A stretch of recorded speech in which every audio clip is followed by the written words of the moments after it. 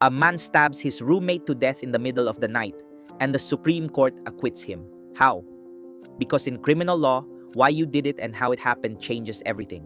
Welcome to the world of Dolo and Culpa.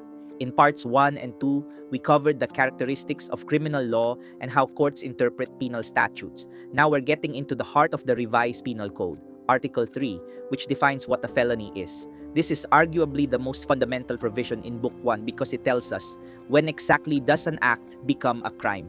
And the answer depends on two concepts, dolo and culpa. Ito ang foundation ng lahat ng criminal cases sa Pilipinas. Under Article 3 of the Revised Penal Code, felonies are acts and omissions punishable by law. They are committed not only by means of deceit, that's dolo, but also by means of fault, that's culpa. Dolo means the act was performed with deliberate intent. You knew what you were doing, you wanted to do it, and you did it on purpose. These are called intentional felonies.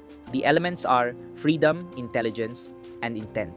You must act freely, without compulsion. You must act with intelligence, with full consciousness. And you must act with intent, with a determination to commit the act.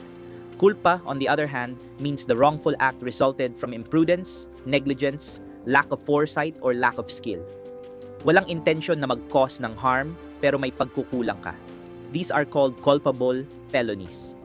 The elements are freedom, intelligence, and negligence. You didn't mean to cause harm, pero you failed to exercise the diligence required by the circumstances. Here's an important distinction. Criminal intent is not the same as motive. Intent is the purpose for using a particular means to achieve a result. Motive is the moving power that impels a person to act. For example, a father steals medicine because his child is dying. The motive is to save the child. The intent is to take the property without consent. Motive alone does not establish guilt. It only becomes material when the identity of the accused is in doubt. Now here's the legendary case, United States versus Chong, decided in 1910. Chong was a cook who lived with a roommate. One night, he was awakened by someone trying to force open his bedroom door. Believing it was a robber, Chong grabbed a knife and stabbed the intruder, killing him. But it turned out the intruder was actually his roommate, who had simply forgotten his key. So was Chong guilty of murder? The Supreme Court said no. This was a mistake of fact. Chong genuinely believed he was being attacked by a burglar. Had the facts been as he believed them to be, his act of self-defense would have been lawful. He acted without criminal intent, walang dolo. And since there was no negligence on his part, walang culpa either. He was acquitted. The requisites for the defense of mistake of fact are, first, the act done would have been lawful had the facts been as the accused believed them to be.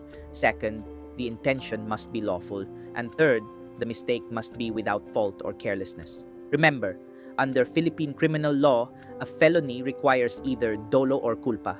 No intent and no negligence means no crime. And the Chong case proves it. Even killing someone can be excused if there's a genuine, reasonable mistake of fact with no fault on the part of the accused.